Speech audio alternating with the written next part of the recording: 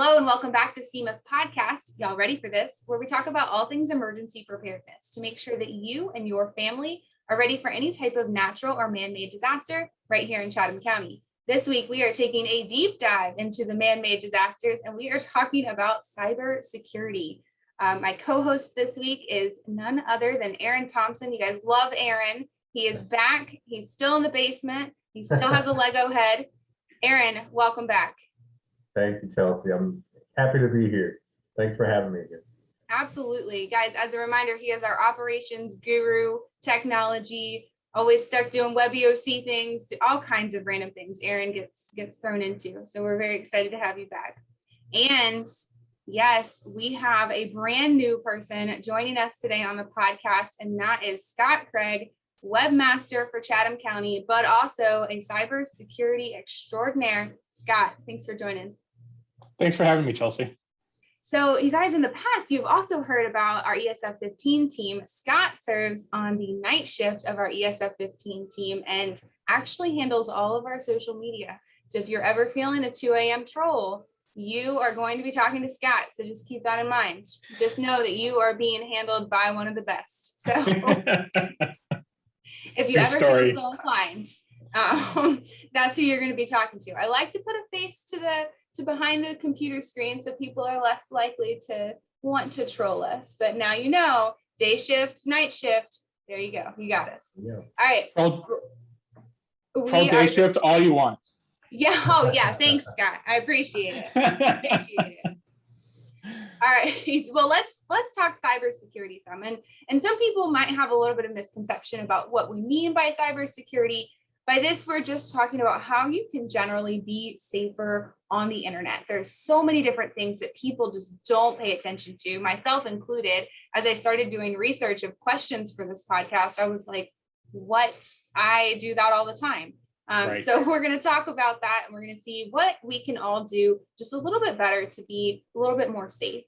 So let's talk first about passwords. Everything is password protected these days. I mean, you can't even log into your computer, your phone, anything without having a password likely protecting it. Scott, what are some ways that we can create safe and, the most important, memorable passwords and be effective at that? Well, you know, a lot of people have this misconception because of some things that the government put out about 10 years ago now. That says that password should be this complex system of numbers, letters, uppercase, lowercase, all that stuff. And while that used to work, it's no longer the case. A computer can crack a password with numbers and symbols almost as fast as it can with just letters. So those don't really work, but that's good for us, right? So when you're creating your passwords, the new thing they're using is what they call passphrases. And a passphrase is exactly what you think it is, right? So instead of, 165 asterisk, all that stuff, think of phrases. So maybe in a very simplistic manner, horse, dog, car, whatever, something like that. And while that seems stupid, you're getting like 15 to 20 characters right there, and which is longer than most people's passwords. And the numbers game in security and cracking passwords is honestly length. The longer the length, the better it is. And so that's what I try and get people to do, is to think about longer passwords, not harder, because harder doesn't help you. You might forget your password. And it also is going to make it easier on a computer, on a hacker, to crack that password. So think longer, not harder. But while you're doing that, one of the things you want to remember is don't personalize it. So, if I have a dog named Squeaky, like if I put dog, Squeaky, great boy, that's still good. But if you were trying to hack my password, you may know I have a dog named Squeaky, and it will be easier for you. So don't personalize your passwords, but make it still something you can remember. Yeah, that's a great point, Scott. And it's definitely important to keep that character count up for sure. So that's really great. We know that it's safe not to reuse passwords, and especially to use the same password across multiple different platforms. But how do we keep track of all of our different passwords in a safe way? Right. So there's a lot of good programs out there called password managers. One called LastPass. There's another one called 1Password. They're available to the public for mostly free. They've got some paid versions too as well, but I'm not trying to suggest one over the other. There's tons of great ones out there. But what those allow you to do is you can put them on your PC and your phone. And when you create a password, it'll do two things for you. Number one, it'll remember it for you. And there is security behind it. I'm not going to go into it. But they've created these systems that allow those passwords to be stored in a secure manner that only you can access. They're even stored encrypted on their servers so that, if somebody would try and hack that company, they still can't get your passwords, which makes it nice. But another feature of these programs also is that they can generate passwords for you, right? So if you don't feel like creating a passphrase every time, you can click a button, it'll generate a long password for you based off of your parameters and store that password for you. And then it'll sync to your other devices. Some people don't like doing that because they're like, oh, my passwords are with somebody else. There's always a risk when you store it in the cloud that there might be a problem, but these people are doing this for their careers. They know what they're doing, and generally, even in the security industry, they're looked on as a good thing. If you don't like that, there is another way. A lot of companies, actually, there was an article recently where Microsoft is completely getting rid of passwords for their online accounts. They're phasing them out. And what they're doing is a system called passwordless. And basically, that system allows you to receive some kind of token. So you enter your username, and Microsoft stores other information about you, whether that be an email or a phone number, maybe. And what they'll do is they'll send you a one-time password to that method for you to log in. So if you don't like keeping your passwords, look for other options like that some companies may have as well. I think one of my biggest problems is that I let all of these, Google Chrome or whomever remember my passwords, and then I just don't. And that, I think it's awesome until you're on a different computer in front of all the staff at a staff meeting. They're like, hey, can you log into this? And then you can't. And you're like, ooh, yeah. Yep. Yeah, and absolutely. That's why passphrases are still, I personally use a password manager, but I mean, passphrases are still the better of the options here. Yeah, so that you don't embarrass yourself in front of your friends and coworkers. Yeah, that's a really good idea. All right, so we kind of talked about it a little bit about some information that the government sent out several years ago, but what are some other password creation methods that you want to avoid? Right, so short passwords definitely are just the number one de facto. You don't want to do it. You want to keep it over 12 to 14 characters now. I think actually 14 is the official NIST recommendation now, which sounds long, but if you start doing your passphrases, it's not too bad. Passwords that are hard to remember. Once again, going back to passphrases, if you can't remember it and you don't use a password manager, you're going to have to go back and reset your password every time, which isn't good for you. So try to make a password that's easy for you to remember, but hard for hackers to get into. Passwords with patterns, right? So we kind of talked about don't use your own personal dog's name or whatever, right? But don't use patterns either, because there's a method in cracking passwords called frequency analysis. If I can isolate a pattern, which will repeat itself in the encryption, I can kind of know, okay, well, this part repeats itself twice, so it's probably the same word twice. So don't do patterns. And similarly, don't iterate on your passwords. Now, I know tons of people like to do this, but if your normal password is password12, don't do fall password12, and then when it's summer, do summer password12. Yes, I know there are a lot of people here that do that, but don't do that, because once again, it goes over the same thing. Like if the hacker's trying to get into your account, parts of the hash of your password will still show that pattern, and they'll be able to kind of get an idea of what's going on. Darn it. What are we supposed to do when our IT department makes us change our password every 90 days? Use a password. Actually, we don't have password managers, but yeah. Use something unique. Yes. I'm just not creative enough for this. I know. I know. That's where those password creator apps come in handy. Yeah, exactly. That's what I use. Yeah. Yeah. Scott, switching gears a little bit, I want to talk about cookies. And I'm not talking about food here. I'm talking about in an internet browser.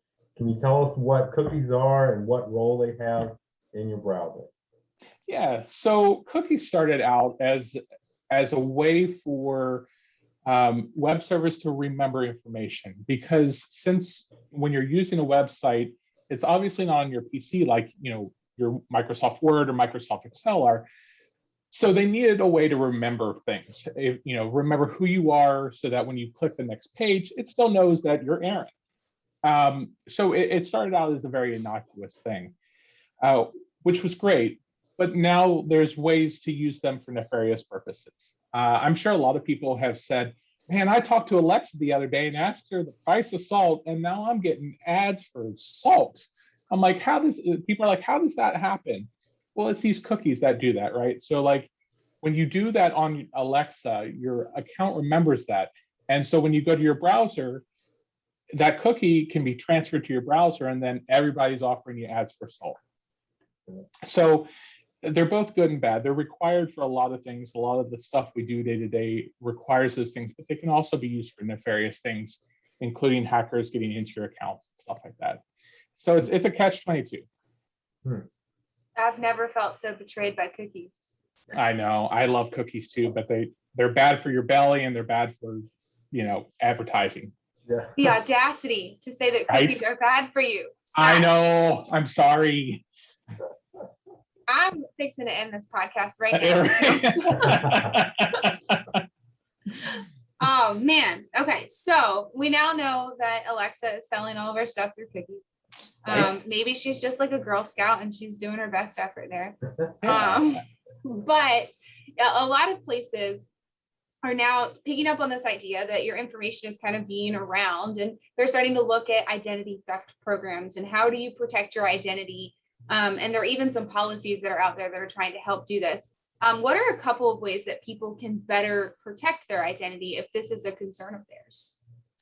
Right. I think the biggest thing is don't give out any personal information that you need to. We're very much a trusting society, right? So when somebody calls me and says, "Hey, what's your name?" "Oh, I'm Scott." While our name's not necessarily bad, but they'll be like, there was this one skit I saw, I can't remember where, but it was on YouTube, and it was funny as all get out, because what the guy did was he went up to somebody and was like, "Hi, what's your name?" He goes, so do you have any pets? And blah, blah, blah, blah, blah. And he went through this whole spiel and got their entire password because they used something like their dog's name plus the year they graduated.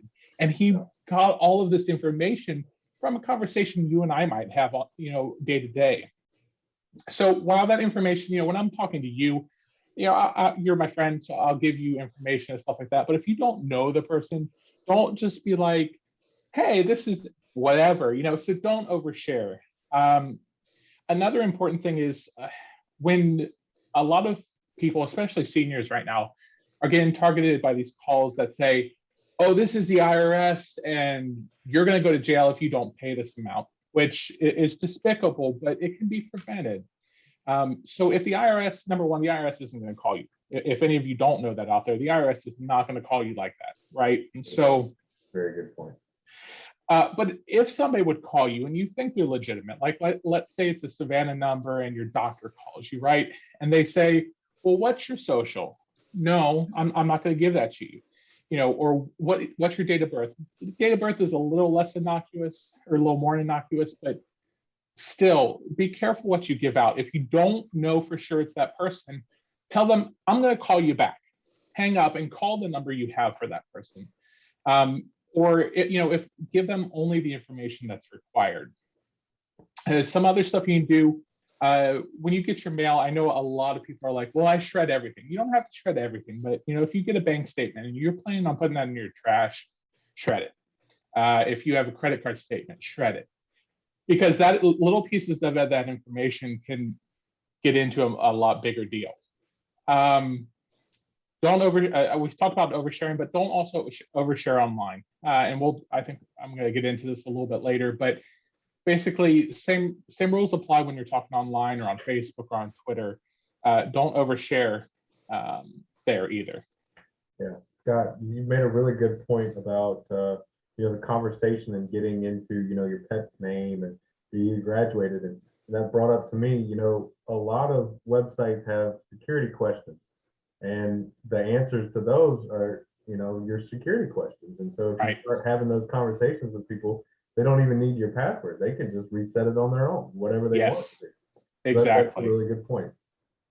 Exactly. One of the things that people are doing these days, and even more and more, is looking for ways to kind of shorten everything, make it easier to read, easier to understand. And something that's become very popular is tiny URLs or compressed URLs. Can you talk about that? And yeah. Should we be scared of those? Yes and no. I mean, tiny URLs are there for good purposes, so you don't have to type out, chathamcountyga.gov/ whatever, or whatever. It helps with that, but it can link you to malicious sites, which goes into a bigger issue, right? So when you click on a link, you want to make sure it's going to where you think it's going to take you. A lot of sites now understand we're on smaller devices, and what they'll end up doing is they'll reserve a domain name that's maybe microsoft.com.xyz.net or something like that. And they know you're on a smaller screen. And so that xyz.net might not show. So you might think you're on Microsoft's site when you're really not. And link shorteners can make you think it really took you to a Microsoft site. So when you're clicking on those things, make sure you know where you're at. Make sure it's the right site. Look in the URL bar on the top of your browser or on your phone. Make sure you know where you're going. If you're really paranoid, there are URL unshorteners. They're services that basically take those shortener services and unshorten the link for you. So you can pop them in there. It'll give you the full link it's going to take you to. So if you're really worried about one, you can always pop one in there and see where it's going to take you. So Aaron's question is kind of getting to my next one, and a little preview of what you did earlier with social media. One, there are forever, my mom is the worst of like, I took this survey on Facebook and it had all this really cute information, like Tulsi, you need to fill it out. I'm like, Mom, you just said your mother's maiden name. Like, it's always like the ridiculous ones, like find out your pioneer name or something like ridiculous. Right. And everybody's into it, or the 10-year challenge. Can you talk about ways that people can better protect themselves on their personal social media sites? Sure. First, actually, I'll talk about what you just talked about. So many people don't know this. So if anybody has heard about the Cambridge Analytica scandal, which people have called the Facebook scandal, but it's not really that.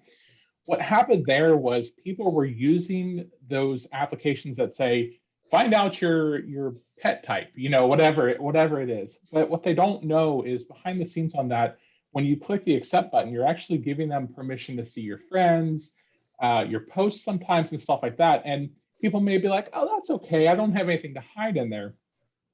But basically, long story short, Cambridge Analytica ended up taking all of that information, aggregating it into a database, and then forming profiles of people that we wouldn't even be able to access based off of their profiles. They would compile their likes, their dislikes, and all that stuff.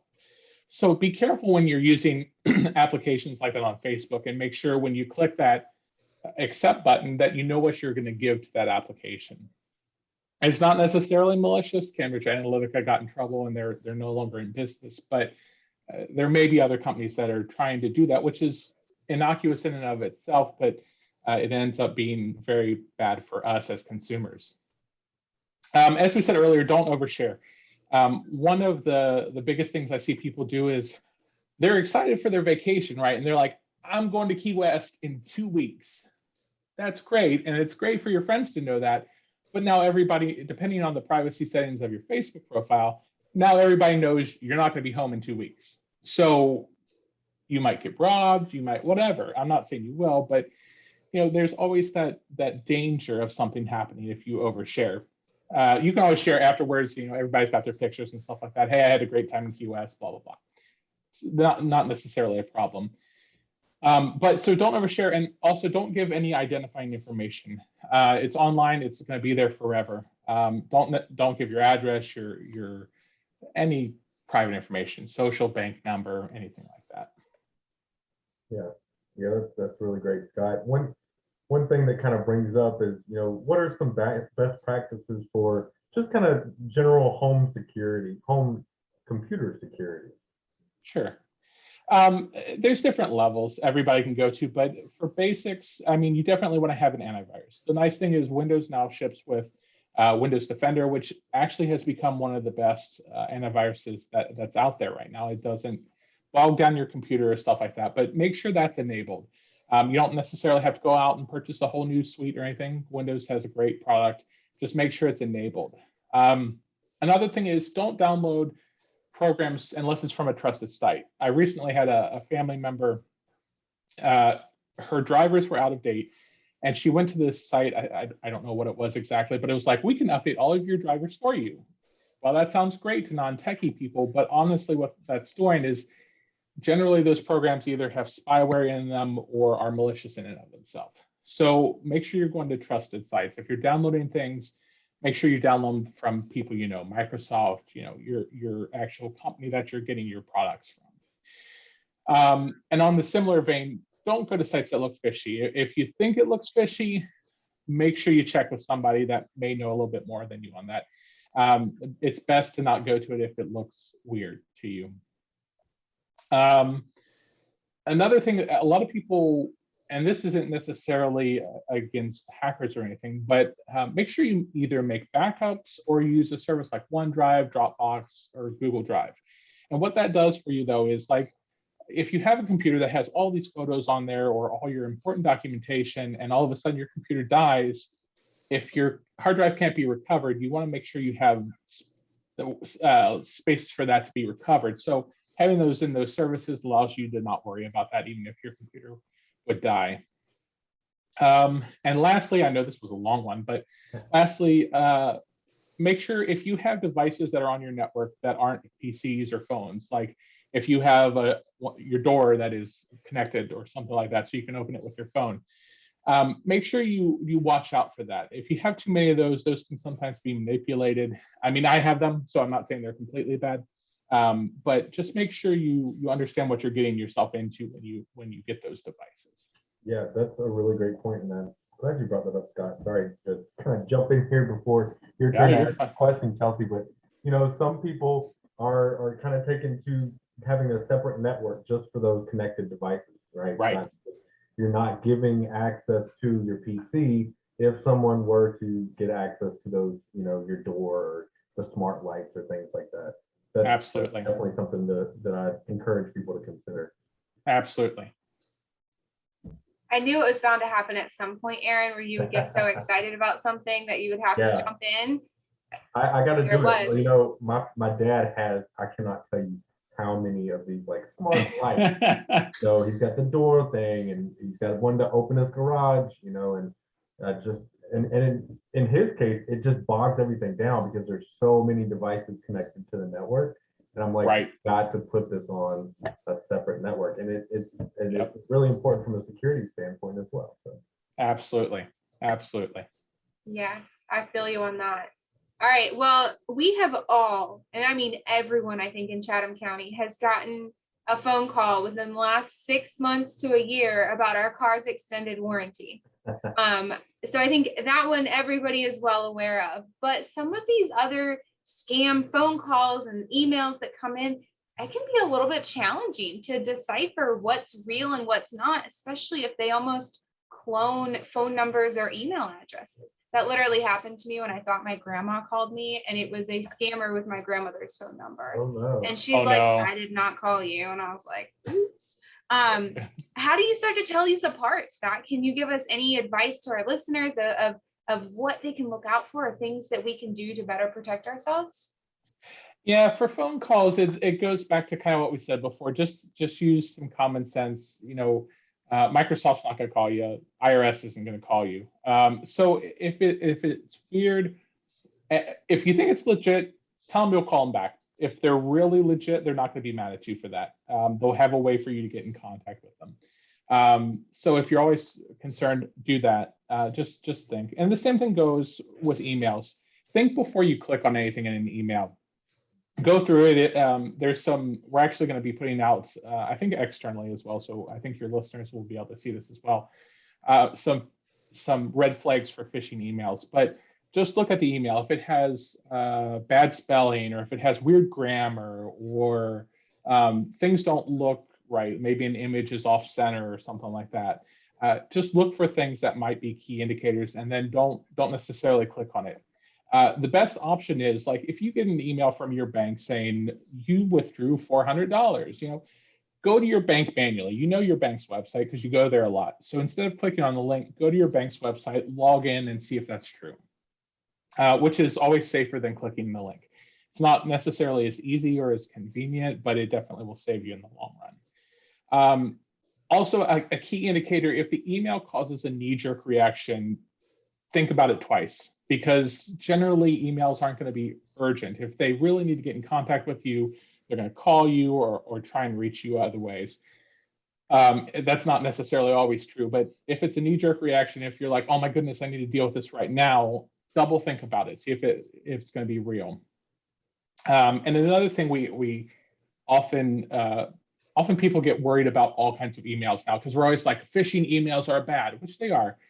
But there's two types of emails, really, right? So there's spam and there's phishing. Spam is just the annoying stuff you get, just like your junk mail, which isn't necessarily harmful to you. Annoying, yes, but not harmful, which you don't really have to worry about. You can report it if you want to, but it's not going to really hurt you. You just ignore it like you do your regular mail. But phishing emails definitely need to be dealt with. And if you're at work, please report them to your IT department. If you're at home, there's not much you can do about it, but just remember next time to check that email. Think before you click. Yes. Before you click those links, for sure. Exactly. There you go. Sure. Aaron with like the one-liner there. I love it. Great way to wrap us up, Scott. That was incredible. I think this is probably one of the most informative podcasts that we've had the opportunity to do. And I feel like a lot of times CEMA has a tendency in these podcasts to think natural disasters and, wind and things that we can't control, man-made disasters, with like, especially cybersecurity threats. We have the ability to protect ourselves. So let's absolutely take some of these tips that Scott has provided and Aaron has provided. He turned co-host / subject matter expert. But take some of this, to heart. And I hope that it really does help, potentially save somebody from having to deal with a whole headache if they were to get hacked or have some significant challenges. Scott, anything else for the good of the group? No, thank you for having me. And I hope this helps people stay safer. Yeah, absolutely. Aaron, anything else? Absolutely. No, I just piggyback on what you said just a second ago. A lot of times we have a tendency to focus on those big things, hurricanes and tornadoes, and this kind of stuff here that we're talking about today is much more likely to affect, the people of Chatham County than a hurricane or a tornado or anything like that ever is. So, this is really good information, and I'm glad we were able to put this together.